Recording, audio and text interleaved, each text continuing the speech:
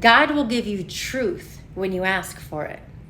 1 John 4, verse 8. He who does not love has not become acquainted with God, for God is love. He who does not love has not been acquainted with God, meaning does not and never did know him, for God is love. 1 John 4, verse 8. I spent many years of my life around very unhappy and dissatisfied people. And I feel that they wasted a lot of their time thinking about their unhappiness, either with someone or because of somebody else's fault, right? These thoughts, they would always say to me, I wish I had more money. I wish I could be happy. I wish people did more for me. I would be happy if I did not have so much work to do. I would be happy if I felt better physically. These people would say these things around me, and I think to myself, well, you can't get happiness from anybody else, and you can't give happiness until you love yourself, because you can't be happy with anyone else and show someone else happiness until you're filled with happiness. You can't give someone else love until you fill yourself up with love, because once you fill yourself up with love, then you can pour it out on someone else. And all you have to do is go to the gym and eat right in order to be physically well. So all of these people were complaining, but they weren't taking in any action in order to fulfill the desires that they wanted so badly and what they complained about every day. If you're not happy in your relationship, you have control to leave it. You have power over that person. Nobody has power over you but God and Jesus and Mother Mary.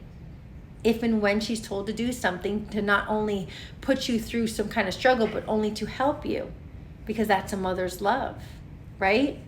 So the list of reasons that I noticed people carried around was from their own unhappiness, and that seemed to be always endless. And no matter what I did to try and entertain these people, nothing worked for long. Eventually, all they would do is start talking to me again about the problems that they were having. So I would get them into a happy mood. I'd talk to them about their problems, and the next time we get together, talk about their problems again. All right. As I grew up, my personal relationship with God became stronger and stronger. I literally became desperate for peace, stability, true happiness, and joy. That kind of hunger for change usually requires facing some truth. Maybe some unpleasant truth or things we don't like to admit about ourselves. And I've learned that if we really want truth, God will give it to us. All of these people that surrounded themselves with me and told me and poured out their problems, I was willing to hear because I knew God and I knew He was real. And from the very beginning, I had faith. My grandmothers brought me to church. My father and mother went to church. My brothers were altar boys as children. And I was always one of the only girls in the family. And I was very well taken care of as a young girl. So that I had received a lot of love from my extended family as well as my immediate family. I had love surrounding me. But it wasn't until I got into school and I had so much love and I had so much peace and kindness that my heart was full because of all the love I received from my brothers, from my cousins, from my mom, from my dad, from my aunts, from my uncles, from my grandparents, from my extended families, from the people that I grew up with across the street. Everybody liked me. Everybody was good to me. But then I would go to school and I would bring that love into the schools and I would be happy. And that's when people turned on me. I don't understand it. The nicer I was to people, the meaner they were to me. And it happened throughout my entire life. But it never changed how happy and lovely I was. It just made other people bitter because they never received that love. So many people don't receive that love and that attention and that purity. And my family wasn't perfect, and they're not perfect. But growing up, my grandparents did a good job of taking care of us. My parents did a good job at showing us love. So many people didn't get what I got, and it showed in their behavior towards me when all I wanted to do was give them love. I wanted to be people's friends. I wanted to hang out. I wanted to enjoy. I was such a good, solid little girl. And I just wanted everyone to be friends. Anyone that's friends with me knows that if I have a friend and I have another friend and they live in two different places or they're from completely different groups, I'm the first one to put them together. Listen, this is my friend. This is my friend. You guys, I want you two to be friends. I want the two of you guys to get along because I like you and I like you. There's got to be something special about the both of you that bring me together as, right? If I like one friend, say I like Lena, my friend Lena, and then I also like my friend Christina from completely different areas, completely different schools, completely different towns, and I like both of them so much and I'm friends with both of them, then there's got to be a beautiful quality about both of them that maybe the two of them will like about each other. Does that make sense? So it's like, that's the kind of person I was. And if I saw someone hurting, I'd want to know why. Why are you crying? What's wrong? Like if I saw people in love, it would make me happy. You know, like it's like when you have love and you're filled with love, then you can act on love. But when you're never in the process where you're surrounded by people that are surrounding you with love and you don't receive that love, you become bitter towards others. And that behavior can roll off onto people that really you should be kind to, but you treat them poorly because you don't know how to receive their love, or you just think they're too happy and there's something wrong with them, or you're frustrated and annoyed by the love and the passion and the power and the light that they have, and therefore immediately you just want to get away from them because you kind of wish that you had that. And that's all okay. But these are all habits that need to bring you closer to God. So important. So important. So many people in my life, so many girls in my life have turned from me and disrespected me and treated me poorly, meeting me for the first time. Because I may have been pretty physically, or I may have been kind and loving and caring, and people may have gravitated towards me, so they would group up and get everybody against me. Everybody against me. And some would be really nasty to me, and then the other women would be around, and even though they weren't involved in being nasty, they'd watch it happen. And I'd see everything, but what can I do? I can't make somebody like me. I can't make somebody treat me well.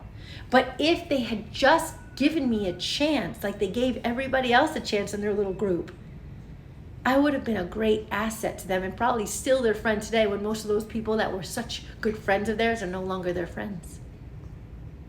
They've probably turned on each other and, I don't know, slept with each other's boyfriends and did all kind of crazy things, deceived them and lied to them because of the 7 deadly sins. But when you have love and you have God and you are receive love, you don't hurt other people. Only hurt people hurt people. And all my life I've been around people that have been in relationships that eventually become divorces because they pick the wrong person, they're unequally yoked, or they're angry because friendships that where they grew up with, these people turned on them, deceived them. It's mind-blowing. It's mind-blowing. The people they choose instead of the people they should choose. The people they're nasty to instead of the people they should be embracing. You ruin your blessings, but it could all come from the fact that when they were young, they didn't receive the love. They don't know how to deal with it. So, I have learned God will give to us. When we reach to Him and ask Him to fulfill us, He will give to us. As I began seeking God for the root cause of these people's unhappiness, I started realizing that what God was doing is He was showing me the root cause of my happiness and the root cause of why they were unhappy with me. And I started realizing about how lucky I was and blessed I was. And then I started realizing why I could have had some type of root in me that caused me unhappiness. And then I started to realize different things about myself that I needed to work on, but I would have never realized any of those things if I didn't take time to reach out to God and get the right answers, the true answers. He showed me that I could have been very selfish and self-centered as a young child because I did receive a lot of things that a lot of other people didn't receive. right? My focus was on what others could and should do for me rather than what I could and should do for them. Right? That was not easy for me to accept, but doing so was the beginning of a life-changing journey with God. And then as I started to receive blessings and say, okay, God, I need to give more to other people. I need to spend more time and give. I started giving and giving and giving, and then Lord would bless me and bless me and bless me and bless me and bless me and bless me and bless me. And now my life is so blessed and blessed and blessed and blessed, and I have and I have and I have and I have and I have. And it's because I give and I give and I give and I give of my things, of my love, of my time, of my whole soul and being.